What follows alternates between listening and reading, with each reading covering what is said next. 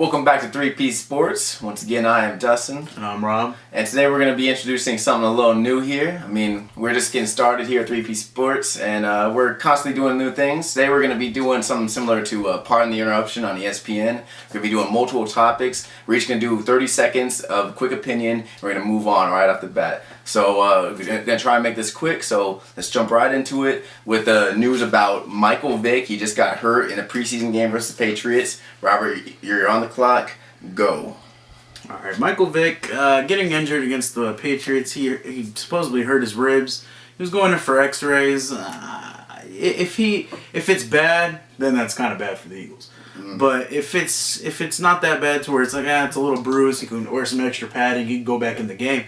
It'll actually be pretty good for the Eagles, and the Eagles will actually have an okay season. But he gets injured so easily, and it's actually annoying that he's in the news all the time about being injured.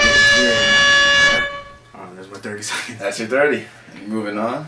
All right, and the next subject, I guess, will be DeSean Jackson. Still talking about the Eagles. DeSean Jackson says he didn't give full effort last season, and so that's your subject.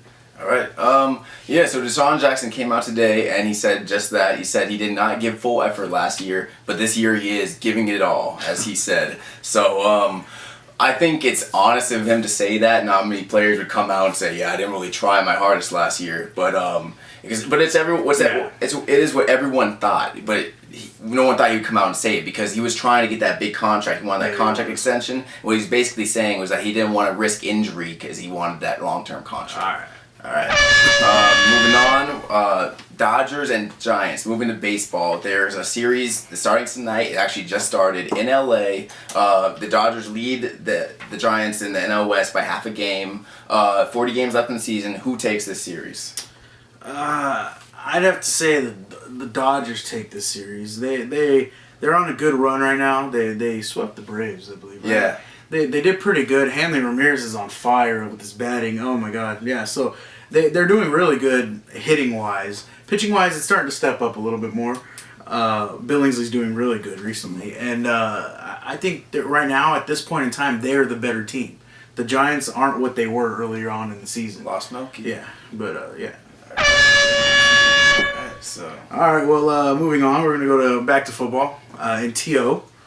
is struggling a little bit in that game. He was attempted 5 times. Yep. Thrown to. So what's that? All right. Yeah, I think if I have to put the blame on one thing, I would say rust. I mean, it's been a full 2 years since he's been in the NFL. I mean, he had a full break of 1 year. I mean, he had that stint with the Allen Wranglers in the Arena League, the new Arena League, but you can't count that for anything. He played in like 2 or 3 games, whatever. And I think he's just rusty. He's finally getting back in football shape. He looks fast. He dropped a lot of balls, but he's finally getting back in the NFL action. I think it's just rust. Moving on. Moving on to the Kansas City Chiefs and their star defensive end / outside linebacker Tamba Hali. He got suspended for the first game of the regular season because of the use of a banned substance. Robert, what is your take on this? I think it's really bad actually for the team. They opened up against the Falcons, and him being suspended in that game is a big deal because he's their main pass rusher, and the substance wasn't announced what it was. If it was actual like a testosterone, like a PED, they would have been a 4-game suspension because a lot of guys have actually hit that. So I don't think it's not that big of a deal. It's only 1 game. And moving on to baseball, back to baseball. The Red Sox, Carl Crawford, season-ending elbow injury. Well, let's see what's going on with that. What do you think? All right, that's a huge thing because Carl Crawford is one of their best players on paper anyway. He's had a disappointing last season, and he's been okay this year. I thought he was playing a little better, but for that team who was having a very disappointing year, we don't even know if they're going to make playoffs. As of right now, it doesn't even look they're going to make a wild card. But if they want to make any type of playoff run, they would want Carl Crawford, their big left fielder, in there. And now he's gone. So yeah.